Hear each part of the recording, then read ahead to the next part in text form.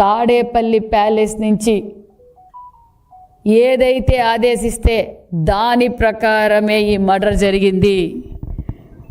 జగన్మోహన్ రెడ్డి గారి ఆదేశాల మేరకే మరి దస్తగిరి బలైపోయాడు. నేను తెలియజేసేది ఒక్కటే, ఇందులో ఇంకా చాలా పెద్దవాళ్ళు ఉన్నారు, వారిని కూడా వదిలే ప్రసక్తే లేదన్న విషయం కూడా మీకు అందరికీ తెలియజేస్తున్నాం.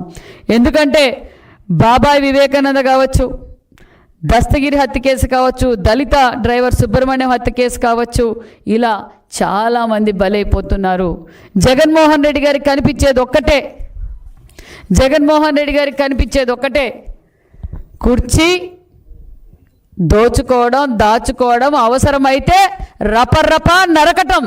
నేను చెప్పేది ఒకటే, వైసీపీ కార్యకర్తలారా, మీరు ఒక విషనాగు పడక కింద ఉన్నారు. మీ సింబల్ ఇప్పుడు ఫ్యాన్ కాదు, అదే ఫ్యాను గొడ్డలుగా మారుతూ ఉంది. జగన్మోహన్ రెడ్డి రోజుకి కుర్చీ కోసం, ఆస్తుల కోసం తన సొంత వారినైనా బలి తీసుకుంటున్నాడన్న విషయం మరొకసారి మీకు అందరికీ తెలియజేస్తున్నాం.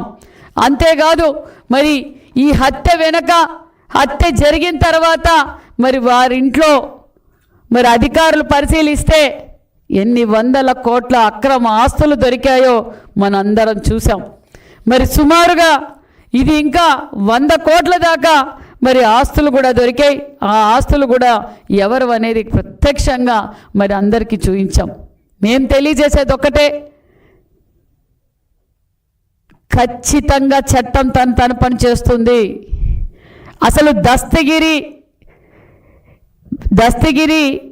వివేకానందరెడ్డి హత్య కేసులో కూడా చాలా ముఖ్యమైన వ్యక్తి అన్న విషయం కూడా తెలియజేస్తూ, మరి నేను తెలియజేసేది ఒకటే, మరి ఈరోజు హత్యకు గురైన దస్తగిరి భార్య రమణమ్మ కూడా చాలా బాధపడుతూ ఉంది. మేము ఎంతో నమ్మకంతో జగన్మోహన్ రెడ్డి గారు ఏం పని చేయమంటే, ఏం అరాచకం చేయమంటే అరాచకం చేశాం.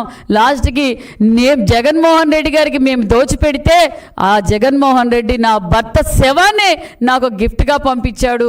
ఇలాంటి నీచుడా ఈ జగన్మోహన్ రెడ్డి గారని ఆమె ఈరోజు ఏ విధంగా బాధపడుతుందో మనం చూసాం.